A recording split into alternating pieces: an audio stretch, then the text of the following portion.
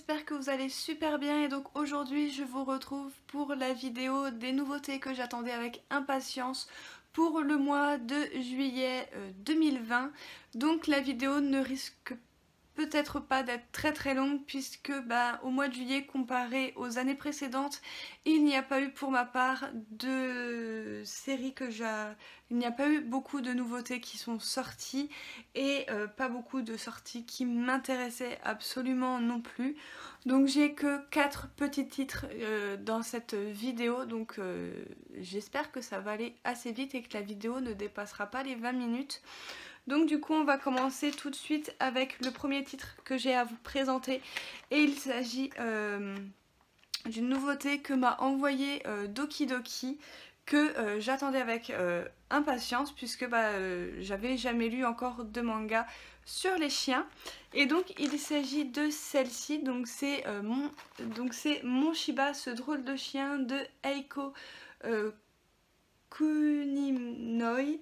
Voilà, donc avec le petit dossier de presse, voilà, c'est super bien fait. Derrière ça se présente comme ceci, voilà. Et donc c'est un one shot, il est au prix de 9,90 € tout simplement parce qu'il est tout en couleur et donc on paye bien évidemment la couleur. Et donc c'est un seinen et donc il est de genre tranche de vie comédie avec les thèmes bien évidemment animaux et quotidiens. Donc je vais le déballer ce petit dossier de presse et je vais vous montrer un petit peu comment ça se présente. Donc à l'intérieur ça se présentait comme ceci. Donc on avait, alors je pense que ce sont des vraies croquettes pour chiens. Malheureusement je n'ai pas de chien donc je ne sais pas quoi en faire. Voilà. Et donc à l'intérieur on avait le manga, donc voilà, qui se présente comme ceci. Voilà, et donc comme je vous disais, c'est un titre qui est tout en couleur. Comme vous pouvez le voir, voilà, c'est tout en couleur. Le résumé, je pense que vous avez compris, rien qu'avec le titre de ce manga, de quoi ça va nous parler. Ça va nous parler tout simplement du quotidien de cette jeune fille avec son petit Shiba. Voilà, donc Momo, donc voilà, c'est une femelle et donc elle fait beaucoup de bêtises. Donc voilà, c'est assez marrant. Voilà, on la découvre voilà, quand elle est petite. On a aussi son histoire, comment elle a été adoptée par la famille. Donc on la voit quand elle est petite, quand elle est plus grande, voilà, quand elle fait des bêtises, voilà, quand aussi les personnages grandissent, voilà, sa maîtresse grandit et donc au bout d'un moment elle s'en va de la maison pour faire sa vie et donc on suit toujours le quotidien de Momo avec on va dire une nouvelle maîtresse, voilà, un autre membre de la famille. Donc du coup voilà, ce que j'ai beaucoup aimé dans ce titre aussi, c'est les petites bulles questions-réponses que vous avez ici. Voilà, si vous voulez en savoir un petit peu plus et tout. Voilà, il y a des trucs que je savais déjà parce que déjà le loup est mon animal préféré, mais alors le chien arrive juste derrière. Donc du coup voilà, j'ai franchement adoré. Vous avez des scènes un petit peu loufoques comme celle-ci qui sont vraiment très drôles. Et ce que j'ai beaucoup aimé et qui m'a définitivement dit que je garderai ce titre dans ma collection, c'est tout simplement la petite moralité qu'il y a à la fin avec les différences de humain à humain et de voilà, rapport de humain à humain et de rapport avec un chien et un humain, comme quoi un chien, un animal domestique, que ce soit un chat, un chien, une tortue, des poissons, que sais-je, et ça peut vraiment changer une vie et voilà, permettre d'avoir un quotidien un petit peu moins morne, un petit peu plus joyeux, où c'est qu'on peut se confier, voilà, à son animal domestique, à son chien et lui raconter tous les malheurs de notre vie. Voilà, il sera toujours à nos côtés et il nous regardera jamais en nous jugeant ou voilà, comme le font les humains. Et j'ai trouvé ça tellement beau et tellement vrai que je me suis dit, cette série elle va rester dans ma mangathèque et je me la relirai à coup sûr quand j'aurai envie, voilà, d'un petit truc frais sans prise de tête avec des chiens et tout ça. C'était vraiment sympa. Les dessins aussi sont assez sympas pour le genre de dessin que c'est, que ce que l'histoire veut nous raconter. Voilà, les dessins ne m'ont pas dérangé. Ça se lit assez vite. Voilà, je l'ai lu en une demi-heure. En même temps, il n'y a que 140 pages, il me semble. Donc c'est un petit one-shot. Il n'est pas bien épais. Voilà, vous avez des petites scénettes aussi, comme ça, à la fin. qui sont assez rigolotes, comme ceci. Voilà, qui sont assez rigolotes avec Momo qui se fait jeter salement dans l'eau. Voilà, ça peut paraître rigolo pour les humains, mais pour le chien, ça l'est un petit peu moins. Donc du coup voilà, très bonne lecture sans prise de tête que je vous recommande si vous êtes des amoureux des animaux comme moi, si vous aimez les chiens, etc. En plus c'est un one shot donc ça mange pas de pain même s'il est pratiquement à 10 €, mais bon il est tout en couleur donc c'est vraiment génial. Et par contre il se lit dans la version française, ça m'a fait assez bizarre, ça fait très longtemps que j'ai pas lu de manga dans la version française, mais ça ne m'a pas dérangé plus que ça, on s'y fait très vite. Donc du coup voilà, c'était un bon point pour ce petit one shot que j'ai fort apprécié, donc merci à Doki Doki. Ensuite on a un petit shoujo, donc on avait Vampire Dormitory de Emma Toyama, bien évidemment mangaka auquel je possède, enfin ou du moins que j'ai lu pratiquement toutes ses œuvres. Et donc c'est une série qui est toujours en cours avec 4 tomes. Le tome 2, nous l'aurons le 2 septembre. C'est un shoujo au prix de 6,95 € comme tous les shoujos de chez Pika. C'est de genre romance, cool life, étrange de vie. Et on est avec là les thèmes de l'amour et du vampirisme, puisque ça va nous parler d'une histoire de vampire, comme vous pouvez le voir avec les petites chauves-souris. Donc on va suivre cette jeune fille là qui s'appelle Mito, qui est orpheline et donc qui est à la rue et donc qui travaille pour quand même pouvoir vivre de ses besoins, voilà, quand elle a besoin de manger, etc. Et voilà, elle se fait d'ailleurs passer pour un garçon pour ne pas avoir de problème, etc. Mais je suis sûre qu'il y a un petit peu plus de secrets que ça qui ne sont pas encore dévoilés dans ce premier tome. Et un beau jour elle va perdre son emploi et donc ça va un peu la miner, etc. Et elle va un petit peu en avoir ras-le-bol de toute cette malchance voilà, qu'elle a dans la vie, et elle va vouloir essayer de se suicider, et c'est comme ça qu'elle va faire la rencontre de Luca, donc c'est le jeune homme que vous voyez sur la couverture, qui est un vampire et qui va la sauver in extremis de son sceau. Et donc du coup voilà, il va lui proposer de l'héberger en échange de lui donner son sang. Et donc eh bien nous allons suivre du coup Mito dans cette nouvelle aventure. Pour le moment le secret de Mito est assez bien gardé, sauf à la fin, voilà, à la toute fin on reste sur une scène qui donne assez envie de savoir la suite. Donc j'ai vraiment beaucoup aimé et j'aime beaucoup de toute façon les dessins de cette mangaka. Regardez ça, comme c'est trop mignon. Il y a quelques touches humoristiques au niveau aussi des visages des personnages, donc c'était vraiment assez sympa. J'ai l'impression par contre qu'on va assez vite tourner sur le triangle amoureux, puisqu'on a déjà un personnage masculin qui apparaît dans ce tome 1, et donc je pressens un petit peu le triangle amoureux arriver, mais je ne sais pas encore si ça va être ça ou pas, mais je le pressens. Donc du coup voilà, j'ai vraiment hâte de savoir la suite. Voilà, c'était vraiment tout mignon comme lecture, sans prise de tête. Bon après c'est un shoujo un petit peu classique, où c'est qu'on revoit un petit peu tous les codes qu'on connaît, mais ça m'a fait passer un excellent moment de lecture. Et puis en plus j'adore les mangas sur les vampires, donc du coup voilà, c'était assez sympa. Nous avons une nouveauté que j'attendais vraiment, mais vraiment avec impatience. Il s'agit du premier tome de Kaijin Reijo aux éditions Kurokawa. C'est de Tetsuya Tashiro, donc c'est le dessinateur à qui on doit Red Ice World. Donc du coup voilà, c'était pour ça que je l'attendais avec impatience. Je voulais trop voir ce que ça donnait, et surtout les dessins m'ont rappelé bien évidemment Red Ice World. Et donc voilà, donc c'est un shonen, c'est toujours en cours avec 4 tomes, et le tome 2 nous paraîtra le 10 septembre. C'est de genre action fantastique et horreur, et on est sur les thèmes de l'assassinat et du crime. Donc du coup voilà, et je peux vous dire que j'ai très hâte d'avoir déjà le tome 2 en ma possession. Alors, dans ce manga, nous allons suivre un jeune homme, donc je ne sais pas si vous allez le voir, je vais vous montrer qui c'est.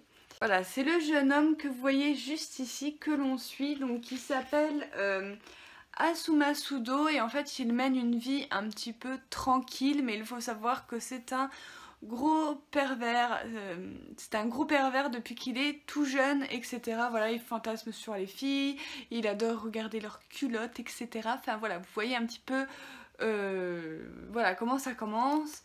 Et ce qu'il faut savoir, c'est que dans cette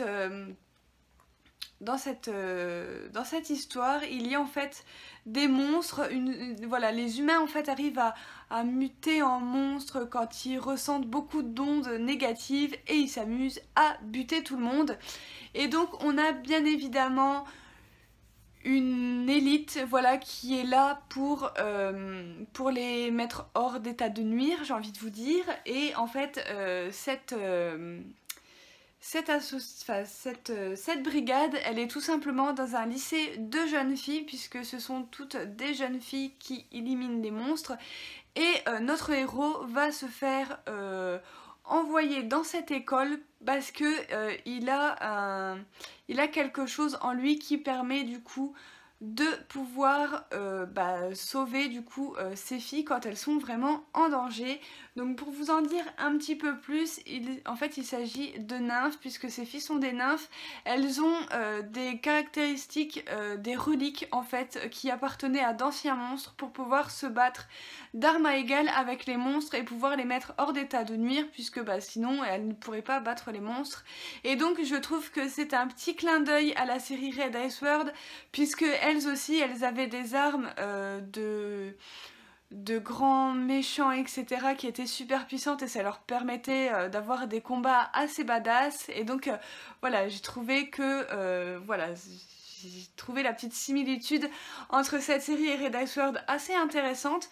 Mais il faut savoir que dans ce manga là, les filles peuvent devenir complètement folles, puisqu'en fait quand elles mettent leur masque ou leurs armures, etc., elles peuvent en fait, le subconscient en fait de l'ancien monstre ou de l'ancien méchant en fait revient en elles, et donc elles peuvent perdre le contrôle durant un combat et avoir envie elles aussi de buter tout le monde. Et donc notre héros est là en fait pour leur faire des choses pas très catholiques. Je ne vais pas vous faire de dessin, mais en gros c'est juste pour les calmer, et donc l'auteur n'a rien trouvé de mieux que de nous faire du fan service. Voilà, donc ça c'est un petit peu revu et revu, mais moi c'est pas ça qui m'intéresse, c'est pas ce côté-là qui m'intéresse, c'est plus le côté, voilà, meurtre, monstre, voilà, même si pour l'instant on sait pas trop comment les monstres en arrivent là et tout, on se contente vraiment pour l'instant du côté avec toutes ces jeunes filles, etc. Et ce garçon qui arrive dans cette école, qui croit que, voilà, il est super content parce qu'il y a plein de filles partout, il se dit putain, c'est cool. Enfin voilà quoi, je vais pas vous faire un dessin de ses arrière-pensées qu'il a au début de la série. Et finalement, il va se rendre compte que en fait non, c'est beaucoup plus que ça. Il n'est pas arrivé dans cette école là par hasard. Et donc du coup voilà, et j'ai beaucoup aimé aussi au niveau des combats. Je trouve ça très dense, très dynamique. C'est vraiment un régal, et j'ai retrouvé un petit peu le plaisir que j'avais quand je lisais Red Ice World au niveau des combats et tout ça, parce que dans Red Ice World il n'y avait pas autant de fanservice que ça. Voilà, donc déjà en plus on est d'accord, elle ressemble à SDS, on est d'accord. Donc du coup voilà, j'ai retrouvé quelques petites caractéristiques de Red Ice World. L'auteur a fait des petits clins d'œil comme ça à la série précédente, et j'ai trouvé ça assez sympa. Donc du coup voilà, j'ai vraiment hâte de voir la suite, parce que la fin s'arrête sur un truc qui annonce vraiment du lourd. Alors si cet auteur là s'amuse à faire comme Red Ice World, ça va pas être très très cool, hein, parce que dans Red Ice World, à chaque fin de tome, on restait sur des trucs mais vraiment ouf, et fallait attendre une éternité pour avoir le tome suivant. Donc là ça va, le tome suivant on l'a au mois de septembre, donc c'est pas trop long.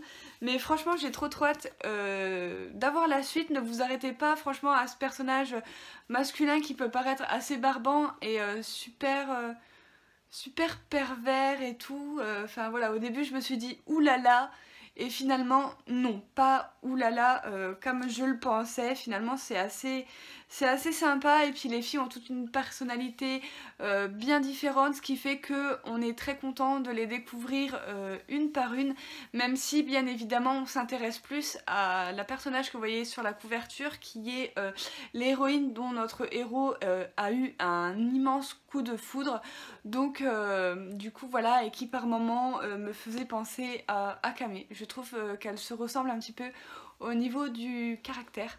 Donc du coup voilà, puis elles ont les cheveux noirs toutes les deux, donc du coup voilà, c'est encore un petit clin d'œil à la série de Red Ice World. Enfin voilà, vous l'aurez compris, j'ai adoré cette série, ça a été presque un petit coup de cœur. Voilà, s'il n'y avait pas eu autant ce personnage pervers et tout, avec ses pensées un petit peu cheloues, je pense que ça aurait pu être un immense coup de cœur, mais ce fut tout de même une très très bonne lecture. Donc du coup voilà, je vais continuer la série. Le dernier petit manga que j'ai à vous présenter, il s'agit de Dans les pas de Nietzsche. Je ne sais toujours pas comment ça se prononce à l'heure actuelle. Et donc c'est le scénario de Marilu Arada, les dessins de Tsukasa Araki, le character design de Ikura Sugimoto, aux éditions Soleil Manga, dans leur collection Shoujo. C'est un shoujo. C'est un shoujo, ils l'ont mis dans leur collection shoujo, mais au Japon il faut savoir que c'est un seinen. Donc voilà, et donc c'est terminé en 3 tomes, et heureusement, et le tome 2 nous paraîtra le 14 octobre. Donc il est au prix de 7,99 €. C'est de genre romance, school life, étrange de vie, et on aborde les thèmes de l'amour, de la philosophie et de la réincarnation, puisque nous sommes voilà, sur une histoire qui va nous parler de la réincarnation du célèbre philosophe Nietzsche, tout simplement. Et donc on va suivre cette jeune fille qui s'appelle Arisa, et voilà, qui se fait un petit peu persécuter à l'école. Sa vie de famille, ça ne va pas non plus. Elle habite toute seule dans un appartement, et donc elle va décider un jour de faire un vœu dans un temple, et Nietzsche, donc qui est la réincarnation de Nietzsche, va l'entendre et va décider de faire d'elle un surhomme, et cette lecture a été moyenne dans l'ensemble. Voilà, je vous ai fait le résumé assez large du bouquin, mais c'est ça en gros, chaque chapitre ça va être voilà, des leçons de vie, en veux-tu en voilà, à propos de notre héroïne, et j'ai horreur de ça, les leçons de vie. Voilà, ça me hérisse le poil. Voilà, en plus le gars il donne des ordres à la fille et tout, genre à un moment il va décider à lui tout seul qu'ils vont vivre en cohabitation. Mais d'où tu prends cette décision toute seule, gars? D'où tu prends cette décision? Voilà, le gars m'a trop tapé sur le système, comme vous me l'avez compris. Voilà, il lui donne des ordres, en gros il lui fait un planning, genre la fille du coup elle croit qu'ils vont se partager les tâches vu qu'ils sont en cohabitation et tout. Le gars, non, il a marqué toutes les tâches, vous savez, ménage, cuisine, machin, et en gros il a marqué Arisa en long et en travers. Donc en gros la meuf elle doit s'occuper de tout chez elle. Le gars déjà il se permet d'aller en cohabitation avec elle, mais c'est à elle de tout faire et tout. Je ne suis même pas sûre qu'il partage le loyer en deux. C'est pour vous dire à quel point le gars m'a tapé sur le système, mais je vais quand même terminer la série parce qu'on a un autre personnage qui arrive après et qui a l'air beaucoup plus sympa que lui là, ce pauvre débile que l'on a sur la couverture. Désolée, mais Nietzsche, je ne t'aime pas. Voilà, non mais franchement, les leçons de vie, enfin voilà, en gros tu penses comme ça, bah non c'est pas comme ça que tu dois penser, parce que si tu penses comme ça veut dire que machin nanan, alors que si tu penses comme ça c'est un peu mieux, enfin voilà, vous comprenez la vie, enfin vous comprenez un peu où je veux en venir. La philosophie, ce n'est absolument pas mon délire, ce n'est absolument pas mon truc, parce que recevoir des leçons de vie de personnes que je ne connais pas, déjà que quand des fois ça vient de mes proches, j'irrisse un peu les poils parce que j'ai horreur qu'on me donne des leçons de vie, qu'on me donne des leçons de morale. J'ai le droit de penser comme je veux, et c'est la liberté que nous avons ici, donc c'est très important. Mais alors en plus je l'ai lire dans un manga d'un personnage qui vivait il y a 2 siècles de cela, que je ne connais ni d'Ève ni d'Adam, et de voir cette pauvre fille qui se laisse absolument faire, donc t'as envie de lui mettre des baves dans la tronche pour qu'elle se réveille. Voilà, je me suis... heureusement que le personnage qu'un nouveau personnage est arrivé, sinon je pense que je n'aurais pas continué cette série, je me serais arrêtée au 1er tome. Voilà, donc si vous n'avez pas commencé cette série, ce n'est pas trop grave parce que comme vous pouvez l'entendre sûrement au ton de ma voix et à ce que je raconte, ça a été plus un flop qu'une bonne lecture. On va dire que ça a été un semi-flop, ça a été une moyenne lecture.